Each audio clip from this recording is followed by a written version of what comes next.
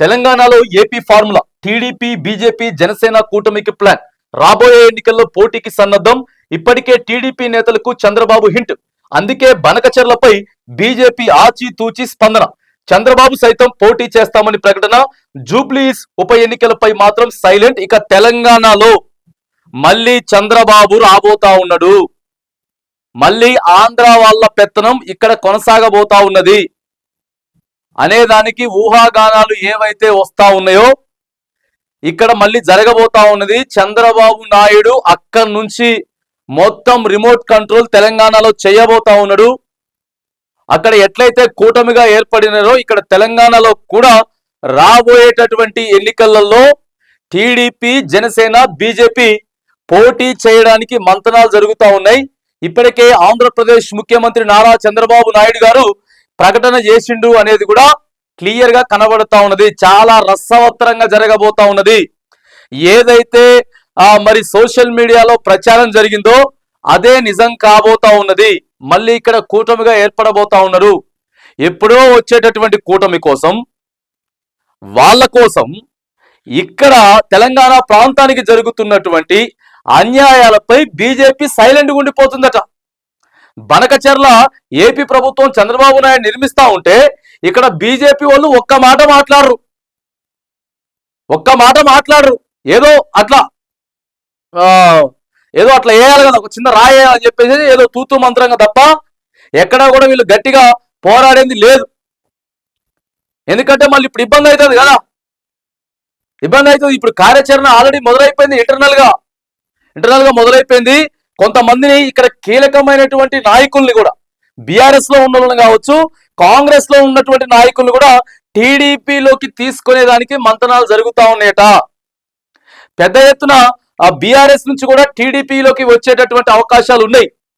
ఇక్కడ ఒక తెలంగాణ టీడీపీకి అధ్యక్షుడిగా తర్వాత మొత్తం కమిటీలు వేసుకొని బీజేపీకి ఏదైతే ఎక్కడెక్కడైతే ప్లస్ ఉందో దాన్ని మొత్తం కూడా తీసుకొని తర్వాత జనసేన అధ్యక్షుని కావచ్చు, ఇక్కడ పార్టీ కార్యాలయాలు నిర్మించుకొని ఖచ్చితంగా ఇక్కడ కూటమి ప్రభుత్వాన్ని ఏర్పాటు చేయాలని చెప్పేసి చాలా ఉవ్విళ్ళూరుతా ఉన్నారు. ఇక్కడ ఫార్ములా ఏపీ ఫార్ములానే ఇక్కడ కూడా, కానీ ఇక్కడ సక్సెస్ ఫార్ములా కాదు. ఫార్ములా మ్యాక్సిమం ఇక్కడ నడవదు. ఎందుకంటే తెలంగాణ ప్రజలు చాలా చైతన్యవంతమైనటువంటి ప్రజలు, ఆలోచన చేస్తారు. ఎట్లా నడుస్తా ఉంది ఇప్పుడు కూటమి ప్రభుత్వం ఏపీలో కూడా ఎట్లా నడుస్తా ఉంది ఆలోచన చేస్తారు. తర్వాత మొత్తం 3 మంది అయిపోయి అటు కాకుండా ఇటు కాకుండా అవుతుంది అనేది కూడా ఆలోచన చేస్తారు.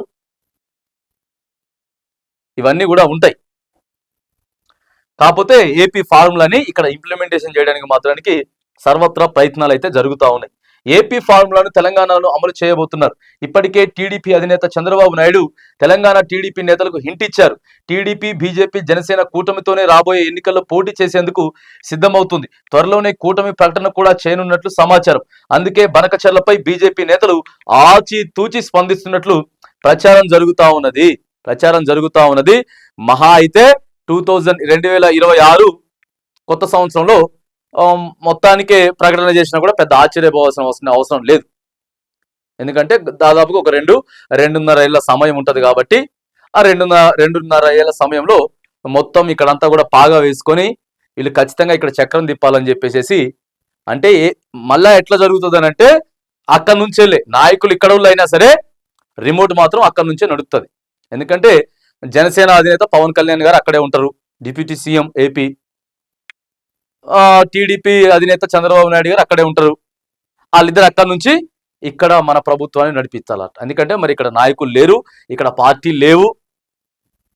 సో ఇది జరుగుతూ ఉంది. అయితే త్వరలోనే దీని మీద ప్రచారం చేయబోతా ఉన్నారు, ప్రకటన చేయబోతా ఉన్నారు అనేది కూడా కనబడుతుంది. 5th పేజీలో ఒకసారి చూద్దాం వార్త.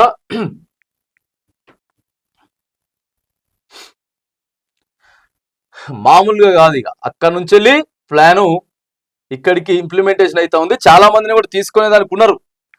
అయితే త్వరలో రాబోయే స్థానిక సంస్థల ఎన్నికలు జూబ్లీస్ ఉప ఎన్నికల్లో పోటీపై మాత్రం కూటమితో పోటీ చేస్తారా, లేకుంటే టీడీపీ జనసేన పోటీకి దూరంగా ఉండి పరోక్షంగా బీజేపీకి మద్దతు ప్రకటిస్తాయి అనేది మాత్రం సస్పెన్స్. ఇప్పుడు పెద్దగా రారు. జెడ్పీటీసీ, ఎంపీటీసీ, స్థానిక సంస్థలు, జిహెచ్ఎంసీ, జూబ్లీ హిల్స్ ఇవేమి రాదు. ఎందుకంటే ఈ 6 నెలల్లో, రాబోయేటటువంటి 6 నెలల్లో ఇవన్నీ కూడా అయిపోతాయి కాబట్టి కొత్త సంవత్సరం మాత్రానికి ప్రకటన చేసి ఈ లోపు అందరినీ కూడా తయారు చేసుకొని ఎవరిని తీసుకోవాలి, ఎట్లా చేయాలనేది మాత్రానికి ప్రణాళిక ఉంటుంది.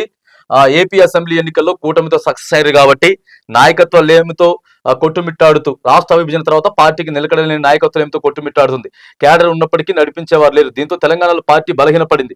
రాష్ట్ర విభజన సమయంలో 2014లో జరిగిన అసెంబ్లీ ఎన్నికలతో బీజేపీ పొత్తులో 15 స్థానాలు చేసుకున్నారు కాబట్టి తెలంగాణపై ఆధిపత్యం చెలాయించవచ్చని.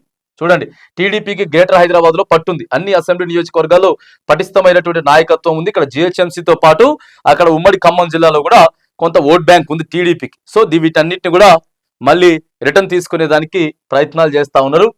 కూటమి ఏర్పాటుపై కేంద్ర నాయకత్వం హింట్ ఇచ్చారా? సో ఏదేమైనా కానీ ఏపీలో ఉన్నటువంటి ఫార్ములా మాత్రానికి తెలంగాణ మ్యాక్సిమం ఇంప్లిమెంటేషన్ చేస్తారు, కూటమిగా అయితే ఏర్పడతారు. కాకపోతే వీటన్నిటి వెనుక రాజకీయ కోణం ఏముంది, కుట్రలు ఏమున్నాయి అనేది, ఎందుకంటే తెలంగాణ సమాజం ఎప్పటికప్పుడు అప్రమత్తంగా ఉండాలి. మన మీద అందరి కళ్ళున్నాయి. ఇక్కడ హైదరాబాద్ మీద కళ్ళున్నాయి, ఇక్కడ సంపద ఉన్నది, ఇక్కడ పెద్ద పెద్ద ఇది ఉన్నది అని చెప్పేసి ఉన్నాయి. ఒక్కసారి మనం మరిచిపోతే మాత్రానికి చాలా ఇబ్బందులు తలెత్తేటటువంటి పరిస్థితి ఉన్నది. మనం ఇప్పుడు కూడా చూస్తా ఉన్నాం. గత సంవత్సరంన్నరగా ఏం జరుగుతా ఉంది ఏంది అనేది కూడా చూస్తా ఉన్నాం. కాబట్టి కాపాడుకోకపోతే ఆగమైతం కాబట్టి వచ్చేటటువంటి కుట్రలన్నిటినీ తెలంగాణ సమాజం అంతా కూడా ఆలోచన చేయాలి.